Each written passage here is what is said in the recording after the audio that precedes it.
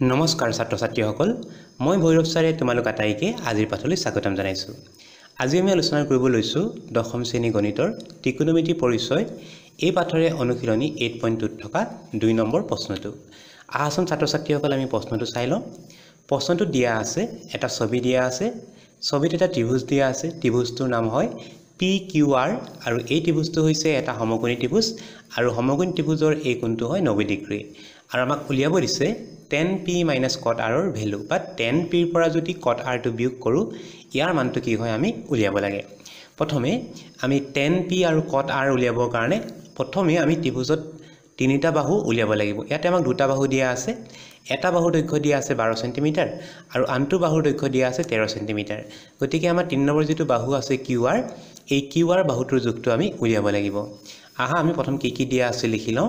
আমাক প্ৰশ্নটো দিয়া আছে PQ বাহুৰ মান দিয়া আছে, PQ টো দিয়া আছে 12 সেন্টিমিটাৰ, তাৰ পিছতে PR ৰ মানটো দিয়া আছে 13 সেন্টিমিটাৰ। আমি উলিয়াব লাগে এতিয়া QR বাহুটোৰ জোখ। QR বাহুটোৰ জোখ উলিয়াবৰ কাৰণে আমি ব্যৱহাৰ কৰিব লাগিব পাইথাগোৰাছৰ সূত্ৰ বা পাইথাগোৰাছৰ উপপাদ্য। সমকোণী ত্ৰিভুজত পাইথাগোৰাছ ব্যৱহাৰ কৰা হয়, গতিকে ইয়াতে আমি লিখিম পাইথাগোৰাছৰ সূত্ৰমতে বা উপপাদ্যমতে লিখিব পাৰা যিকোনো লিখিলে হ'ব। পাইথাগোৰাছৰ সূত্ৰটো আমি ব্যৱহাৰ কৰোঁ। পাইথাগোৰাছৰ সূত্ৰটোৱে কয় যে যিকোনো এটা সমকোণী ত্ৰিভুজৰ 90 ডিগ্ৰী কোণৰ সন্মুখত থকা বাহুটো 90 ডিগ্ৰী কোণৰ সন্মুখত থকা বাহুটো বা অতিভুজটো বাকি দুটা বাহু বুলি ক'লে এইটো বাহু আৰু এইটো বাহু আহিব, এই দুটা বাহুৰ বৰ্গৰ যোগফলৰ সৈতে সমান হয়। গতিকে পাইথাগোৰাছৰ সূত্ৰমতে যদি আমি লিখো, আমি দেখিছো যে 90 ডিগ্ৰী কোণটোৰ সন্মুখত থকা বাহুটোৰ নাম হৈছে PR।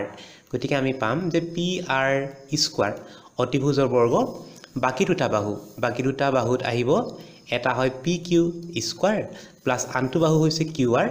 গতিকে আমি পাম PQ square plus QR square. আমি ইয়াতে যিকেইটা বাহুৰ যোগ দিয়া আছে সেই বাহুবোৰৰ যোগবোৰ বহুৱাই যাওঁ। PR ৰ মানটো দিয়া আছে 13, গতিকে ইয়াতে বহাম আমি 13 13 স্কয়াৰ হ'ব ইকুৱেল টু PQ ৰ মানটো হয় 12, গতিকে লিখিব লাগিব 12 স্কয়াৰ প্লাস QR ৰ মানটো আমি নাজানো, গতিকে QR স্কয়াৰ বুলি আমি ৰাখিলো। এতিয়া আমি স্কয়াৰ কৰো। 13 টো স্কয়াৰ কৰিলে হ'ব 169 ইকুৱেল টু 12 টো স্কয়াৰ কৰিলে হ'ব 144 প্লাস আৰু এটা বাহু আছে QR স্কয়াৰ। এতিয়া আমি 144 সংখ্যাটো লৈ আহো বাওঁফালে লৈ আহিলে হ'ব 169 minus 144 equal to QR square. এতিয়া বিয়োগ কৰিব লাগে। 169 ৰ পৰা 144 বিয়োগ কৰিলে হ'ব 25 is equal to QR square.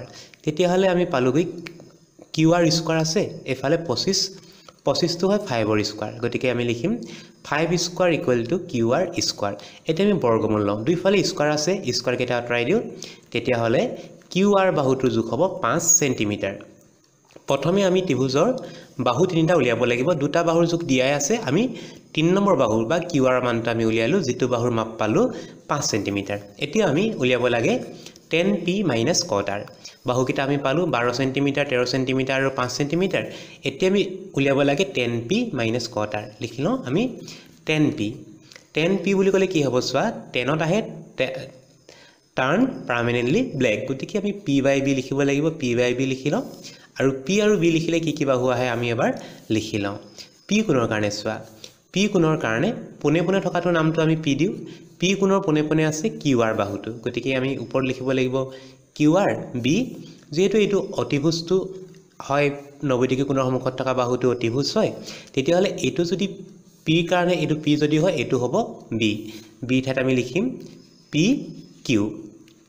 মানকেইটা বহাই দিওঁ, QR ৰ ভ্যালু হ'ব 5 আৰু PQ ৰ ভ্যালুটো হ'ব 12, 5/12। এবাৰ আমি উলিয়াব লাগিব cot r। এবাৰ আমি উলিয়াও cot r উলিয়াবৰ কাৰণে আমি ল'ব লাগিব cot বুলি ক'লে হ'ব b/p। টেনৰ উল্টা হয়, গতিকে b টো ওপৰত যাব আৰু p টো তললৈ আহিব। এতিয়া আমি চাব লাগে r কোণৰ কাৰণে চোৱা, এইটো h হৈয়ে আছে, r কোণৰ পোনে পোনে থকাটো হ'ব p, গতিকে p বুলি ক'লে আমি কোনটো বাহু পাম, PQ বাহুটো পাম। তলত আহিব PQ আৰু B। এইটো যদি h হয়, এইটো যদি p হয়, r ৰ কোণৰ কাৰণে এই বাহুটো হ'ব b। b মানটো হ'ব তেতিয়াহলে QR। এতিয়া মানকেইটা বহাই দিওঁ, কিউ আৰৰ মানটো হ'ব 5 আৰু পি কিউৰ মানটো হ'ব 12 এতিয়া আমাক যেটো প্ৰশ্ন ধৰিছে আমি প্ৰশ্নটোৰ পৰা উলিয়াও প্ৰশ্নটো মতে আমি উলিয়াব লাগে 10p - cot r আমি লিখো 10p - cot r এতিয়া আমি দুইটাৰ মানকিটা বহাই দিও 10p ৰ মানটো হ'ব 5/12 - cot r ৰ মানটো হ'ব 5/12 এতিয়া সোয়া দুটা 5/12 হৈ আছে এটা আগত প্লাস আৰু এটা আগত মাইনাস আছে কটাকটি যাবগে কটাকটি গলে উত্তৰটো হ'ব 0 গতিকে 10p - cot r ৰ মানটো হ'ব 0